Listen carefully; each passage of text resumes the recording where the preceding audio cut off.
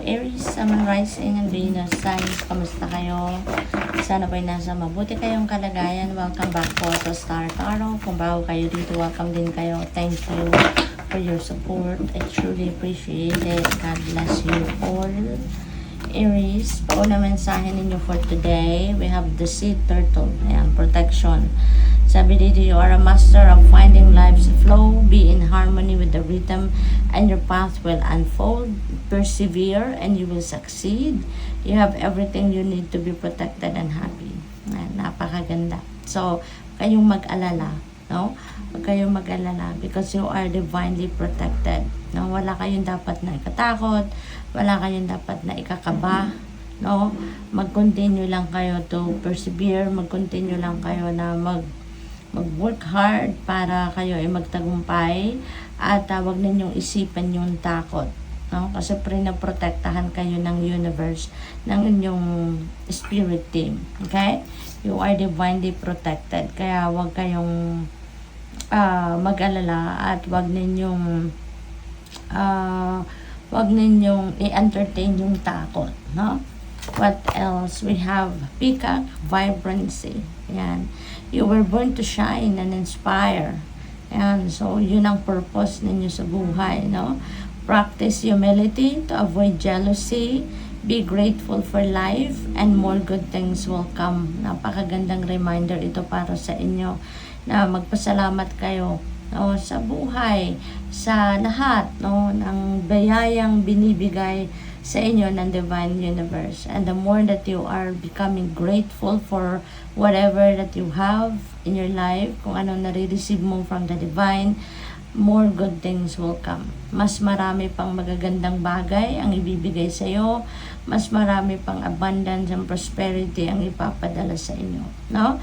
So, be true to yourself and recognize your brilliance. Kasi, maaaring dyan manggagaling or yan ang magiging susi para sa mas marami ding tagumpay pa, no, na ibibigay or ipapadala sa iyo ng divine universe. Okay? So, tignan natin kung ano pa ang mga mensahe ninyo for today.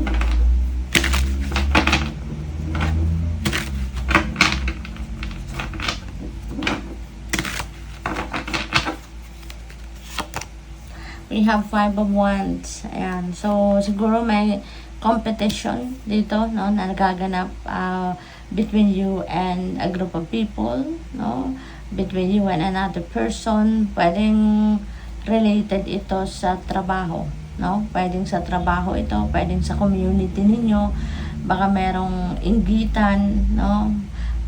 Pwedeng meron ditong, pwedeng kayo dito yung very successful na at kinaiinggitan kayo ng ibang tao, kaya pwedeng sinisiraan ka, pwedeng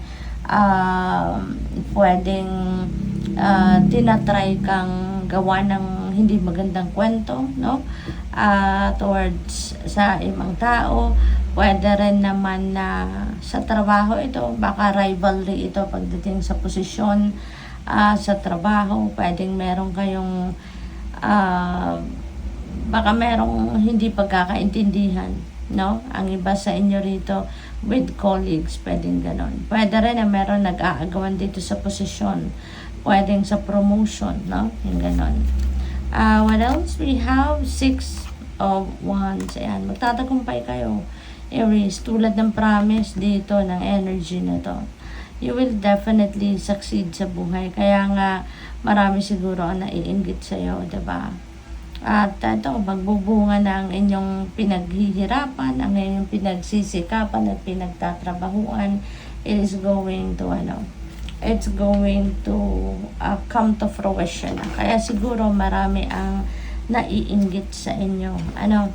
So, pwede rin na kung ano man ang away na to, hindi ninyo pagkakaintindihan with someone, pwedeng yan ay mapagtatagumpayan ninyong masolusyonan. Yan ay pwedeng mapagtatagumpayan ninyong mapag-usapan ng maayos. Diba?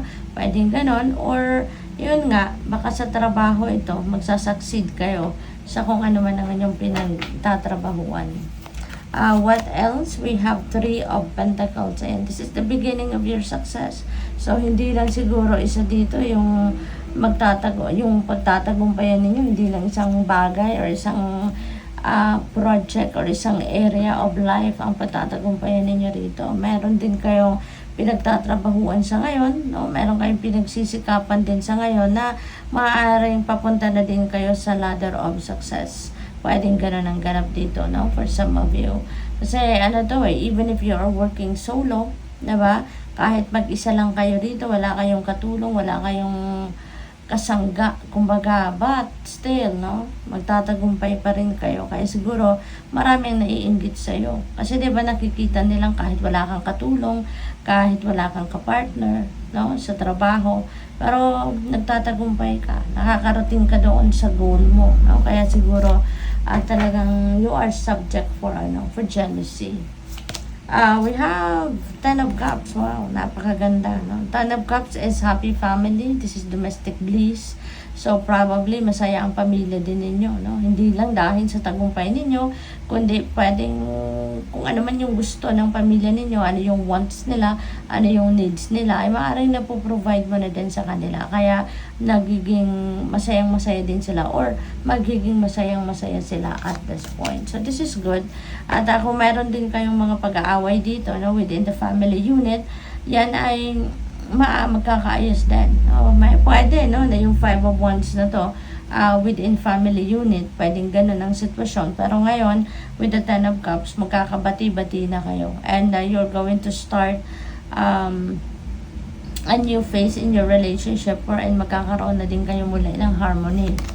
We have 9 of Swords. Ayan, fast-moving energy ito. Kaya magiging mabilis ang transition sa buhay ninyo. Yun, yung mga pagbabago ngayon, mabilis na mangyayari yan. Maaaring mabilis ang usapan, maaaring may, yung transactions na mangyayari, pag-uusap na mangyayari, ay maaaring magkakaintindihan kayo agad-agad, no? What else? We have angel number 1551. Ayan, hold your vision. Napakaganda nito. Kasi nasa, kayo, manifestation energy. So, you are going to manifest kung ano man yung mga gusto ninyong ma-manifest sa ngayon. You are in a higher energetic frequency sa ngayon. Kaya, hold your vision. No? Kung ano yung gusto ninyong ma-achieve sa buhay, anong gusto ninyong makita sa inyong 3D reality, might come to fruition sa ngayon. Pwedeng abundance of money, no? Yung hinihingi ninyo, yung minamanifest ninyo.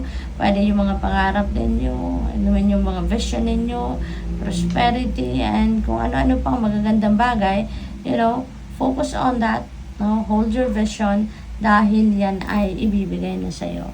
So, good luck. Thank you for watching. Love and light. Namaste.